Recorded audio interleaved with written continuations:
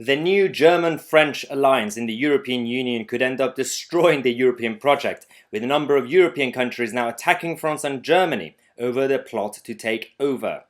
It's been a very weird few days in Brussels, and there's a bit of a clash in Europe between all these countries. They're going through a financial crisis, and we know that. The European Commission have proposed to spend 1 trillion euros to tackle this issue. We don't know where they're going to get the money, but they said they're going to borrow it from international markets. China. And basically Merkel and Macron have been having private meetings to find an alternative plan. And they have.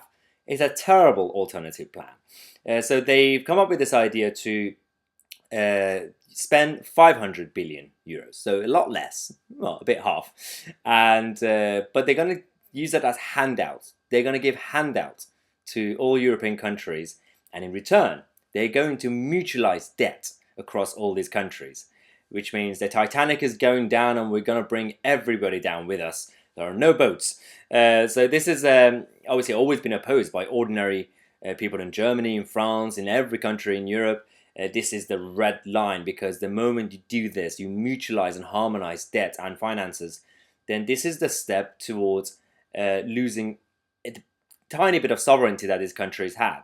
This is a first step towards the United States of Europe. Now let's watch this interview to find out exactly what the plan, what this idiotic plan is, and the reaction that Germany and France have been receiving. This is a profoundly important moment for the EU, isn't it? Because if we take seriously what you are saying, and indeed what Mrs. Merkel appears to have signed up to in this plan, we're looking at a massively deeper, integrated EU economic system in which fiscal as well as monetary policy is being collectivized. I think that we are clearly at a decisive moment of the history of the European Union, because we are facing the gravest crisis, which is an economic, but also, I want to insist on that, a social and a political one. And now it's time to choose. It's time to choose what kind of EU we want for the 21st century. There is two choices. Either you go the way of having some member states working together without any solidarity, without common funding. In that case, that's the end of the EU. We'll never play any role on the international stage, because we will be really overcome by China and the United States. Or we can make another choice, which is, to me and for the French president, the right choice for the 21st century for the EU, which is to gather our efforts, to gather our fundings, even through common debt, just for the sake of financing the economic recovery, but also financing the new technologies for the sake of having more independence, more sovereignty. Let me read to you. I mean, the idiocy of this argument, because it says that you have an option. You can either have countries to be sovereign and do their own business and taking care of their own finances, or basically create a United States of Europe, because we have to compete with America, with China. I don't think that's what they mean, because they're primarily talking about America to compete with, because they've been begging China to be allies with, to be friendly, to help them survive as a continent. So you're not really competing with China, are you? You've sent your EU ambassadors to China to beg them to cooperate with you. You just don't like America. You're just envious of the United States of America. Now, there's a study that's been come out to talk about how this will have an impact. This is a study done by the Center for European Economic Research. It has found that the bloc's poorest countries could become some of the largest contributors to the fund. Poland could become the largest net contributor in relation to its own economic output, with a contribution of over 10 billion euros under one prediction. This is because Warsaw is forecast to experience a milder recession than the EU's biggest economies. Do you remember when the European Union said that the countries from like the Eastern Bloc and the kind of the center of Europe, they should join because they will benefit more? Well, yeah, that's not happening, is it? It's absolutely chaotic just because the recession in Poland is not going to be as bad right now. It could change, guys. Now, in Italy, for example, because they are the EU's third largest economy. That's embarrassing. And because they would benefit from a 25.8 billion euros handout. Spain is also set for a 13.73 billion euros handout, and France also would benefit a lot. This is the plan because they've seen that over the last couple of months, Spain, Portugal, Italy, Greece, obviously, all these countries have been complaining about the European project. They want to leave. This is their way to bribe them. There was a time that they needed to bribe the Eastern Bloc to stay in the EU. Now it's time to bribe the Spanish and the Italians to stay in the European Union. This is their plan, but there are other countries. The Frugal Four, Denmark, Austria, Sweden, and the Netherlands. They have now complained about this Franco-German plan because they're also going to be net contributors in this area. But that's not their only problem. They just don't like this sort of alliance because it's unholy. So what they have now decided to say, these four countries, they said that there should be loans, not grants, no handouts, and that there should be no joint debt, so mutualized debt.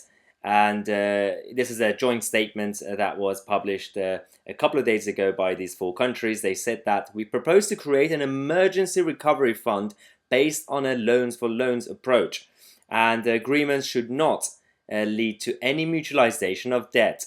Yeah. But as I said, the main reason that Germany and France are obsessed with this idea now, firstly, Macron has managed to successfully convince Merkel to actually go ahead with the full plan, not just in terms of the number, but also how to implement this mutualization.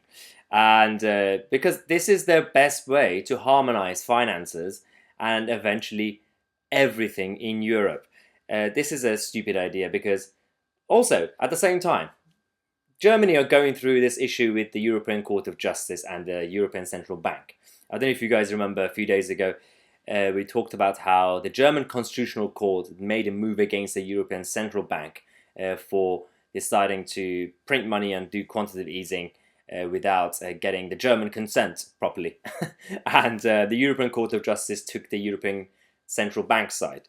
This is an ongoing issue, and what's happening at this point is that the future of the Eurozone is now at stake. This is one of the reasons, because this particular ruling by the German Constitutional Court is so politically explosive that the very future of the Eurozone hinges on if and how it is resolved. Previous cases where national constitutional courts have rejected the ECJ's verdicts have concerned minor aspects of domestic social policies. Whereas this is a slightly different situation, and because the clock is now obviously ticking on a 3-month transition period during which the Bundesbank may continue to participate in the ECB's bond buying program. Basically, the whole issue is that Germany are not going to back down because it will go against everything that they stand for. The ECJ can't change their verdict. So this is going to be an ongoing battle. And while this is happening, the European Union are also planning to bring their new embassy into the UK in London. I mean, why do you need an embassy? I don't know. Because we're not a member anymore, and they think they're a real country with a real flag.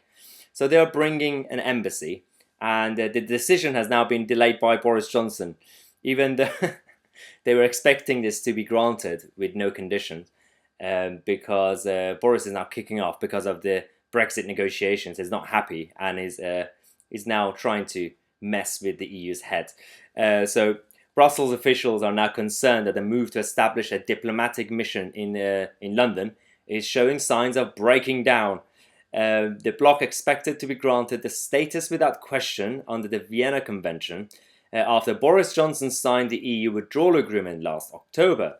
The feud came as talks between London and Brussels on a free trade deal have reached an impasse.